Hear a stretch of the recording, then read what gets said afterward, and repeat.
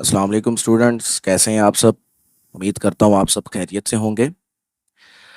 Chapter 10 thermal physics का next topic हम start करने जा रहे हैं, थर्मल एक्सपेंशन इन लिक्विड्स।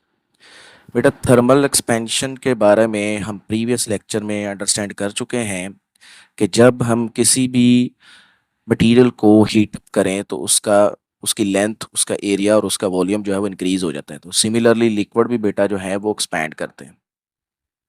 सबसे पहले बेटा हम इसकी डेफिनेशन को अंडरस्टैंड करते हैं। When a liquid is heated, its volume increases. जब भी किसी लिक्विड को हीट किया जाता है तो उसका वॉल्यूम इंक्रीज होता है। क्यों, ऐसा क्यों होता है? Heat energy causes liquid molecules to move faster.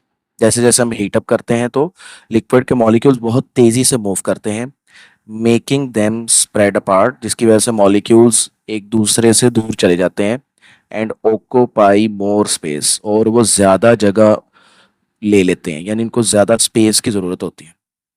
अब इसको अंडरस्टैंड करने के लिए अगर आप इस डायग्राम को देखें तो जैसे जैसे मिल्क बॉयल हो रहा है तो वो इस कंटेनर से बाहर आ रहा है। क्यों?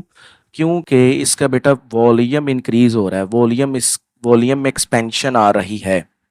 अब वॉल्यूम बेटा ज्यादा होगा तो इस बर्तन के अंदर इतनी जगह नहीं है और मिल्क को ज्यादा स्पेस की जरूरत है, जैसे हम पढ़ चुके हैं, इसलिए वो इस कंटेनर से बाहर आ जाता है। नेक्स्ट हमारे पास है why liquids expand freely. Liquid freely expand क्यों करते हैं? इसको बेटा अंडरस्टैंड करने के लिए हम सबसे पहले सॉलिड और लिक्विड के स्ट्रक्चर को थोड़ा सा डिस्कस कर लेते हैं। बेटा, आप लोग पहले से सीख चुके हैं कि जो सॉलिड के एटम्स होते हैं वो एक दूसरे के बहुत करीब होते हैं, वो टाइटली पैक्ड होते हैं। तो उनमें बेटा जो एक्सपेंशन होती है वो इतनी ज्यादा नहीं होती। लेकिन अगर हम लिक्विड्स की बात करें तो लिक्विड के मॉलिक्यूल्स इतने ज़्यादा टाइटली क्लोज नहीं होते और वो फ्रीली मूव कर सकते हैं, इनकी कोई खास शेप भी नहीं होती। इस वजह से बेटा जो हमारे पास जो सॉलिड्स होते हैं उनमें जो एक्सपेंशन होती है वो बहुत लिमिटेड होती है, जबकि लिक्विड्स में जो एक्सपेंशन होती है वो फ्री एक्सपेंशन होती है, वो फ्रीली एक्सपैंड कर सकते हैं। अब फ्रीली एक्सपेंशन से क्या मुराद है कि ये हर डायरेक्शन में एक्सपैंड कर सकते हैं, ऑल डायरेक्शंस में, हर डायरेक्शन में बेटा ये एक्सपैंड कर सकते हैं। जबकि जो हमारे पास सॉलिड है ये हर डायरेक्शन में एक्सपैंड नहीं कर सकते। अब देखिएगा, unlike solids which have fixed shape and expand in limited way. यानी आपसे पूछा जाए, एमसीक्यू पूछा जाए कि सॉलिड क्यों यानी कि लिमिटेड एक्सपैंड करते हैं, तो उसकी रीजन है कि इनकी जो शेप होती है वो फिक्स्ड होती है। जबकि लिक्विड की बात की जाए, liquid have no definite shape, इनकी बेटा कोई डेफिनेट शेप नहीं होती, क्योंकि इनके मॉलिक्यूल्स फ्रीली मूव कर सकते हैं, so they expand freely in all direction. तो हर डायरेक्शन में ये एक्सपैंड कर सकते हैं when there temperature rises. Next हमारे पास है beta coefficient of volumetric expansion. ये प्रीवियस लेक्चर में बेटा हम स्टडी कर चुके हैं, जिसको हम बेटा बीटा कहते हैं, और इसकी वैल्यू बेटा हमने निकाली थी delta V, V naught delta T. अब बेटा कोई भी लिक्विड कितना एक्सपैंड करेगा बेटा वो इस बीटा पे डिपेंड करेगा। जिस लिक्विड के लिए बीटा की वैल्यू ज्यादा होगी उस लिक्विड में एक्सपेंशन भी जो है वो ज्यादा होगी। अब देखिए यहाँ पे the degree to which a liquid expand, एक लिक्विड कितना एक्सपैंड करेगा, depends on the coefficient of volumetric expansion, a property unique to each substance. The expansion is quantified by this formula. ये फॉर्मूला बेटा हम पहले से पढ़ चुके हैं, delta V is equal to B V naught delta T, where delta V is the change in volume, beta is the volume expansion coefficient, and v naught is the original volume, and delta t is the temperature change.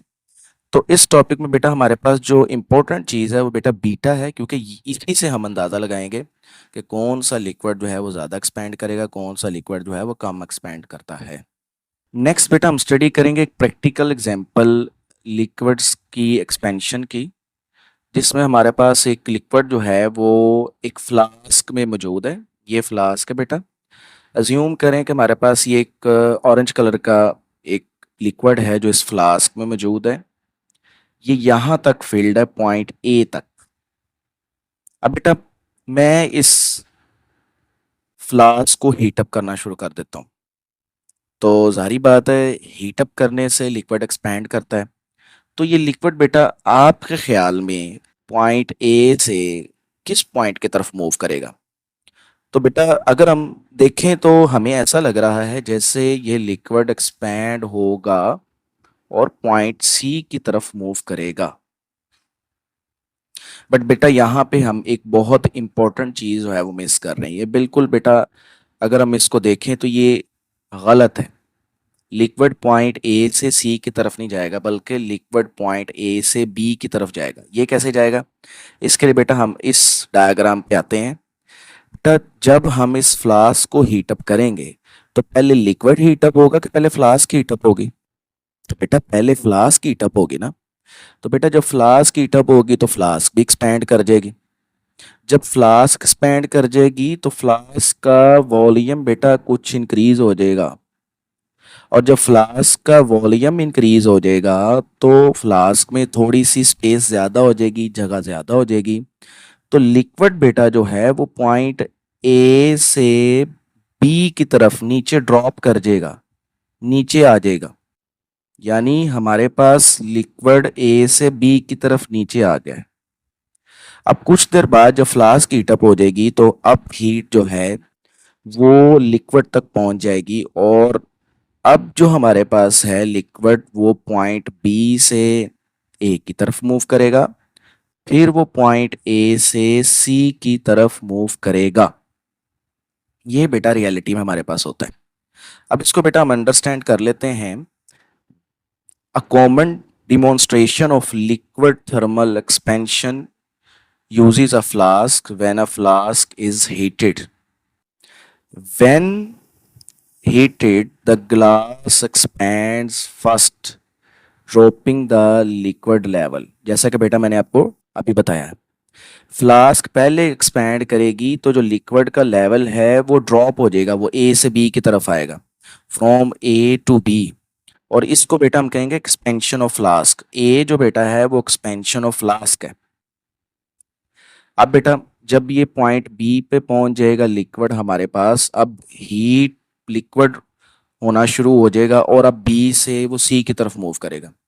Continued heating pushes the liquid from B to C. B to C को beta हम कहते हैं real expansion. Real का मतलब जो reality में expansion हुई है लिक्विड की। अब बेटा हमें यहाँ पे क्या लग रहा था? बेटा हमें यहाँ पे ये लग रहा था कि लिक्विड जो है वो ए से सी की तरफ जाएगा, ये हमें लग रहा था, लेकिन एक्चुअली ऐसा हुआ नहीं है। असल में ऐसा हुआ नहीं है।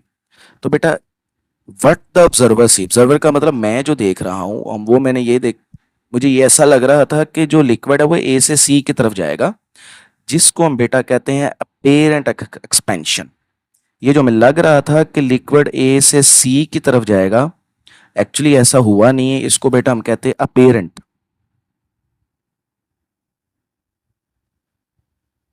अपेरेंट का मतलब जो रियलिटी में ना हो, लग रहा हो, उसको कहते हैं अपेरेंट। तो ये आगे apparent expansion.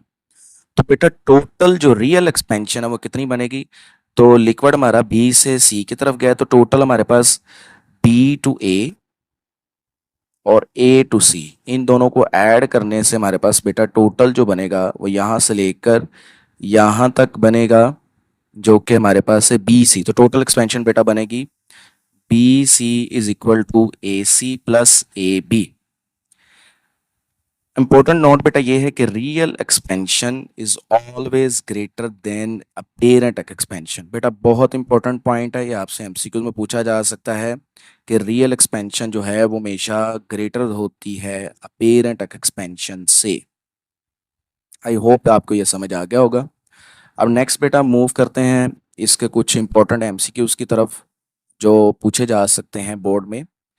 When a liquid is heated, its volume increases because the molecules speed up and spread apart. Unlike solids, liquid expand freely in all direction because liquid have no definite shape. In the formula delta V, BV naught delta T, the symbol beta represents coefficient of volumetric expansion. In the flask experiment, liquid drops from A to B because glass expands first. पहले glass expand करेगा. The expansion observed from A to C in the flask in experiment is called apparent expansion. Which of the following is always greater? Real expansion. The relation between real apparent and expansion flask is BC is equal to AC plus AB. Which quantity in delta V, BV naught, delta T represent the initial of volume of liquid? तो बेटा वो है BV naught. ये था बेटा आज का हमारा टॉपिक. उम्मीद करता हूँ कि आपको सब समझ आ गया होगा. अल्लाह हाफिज़.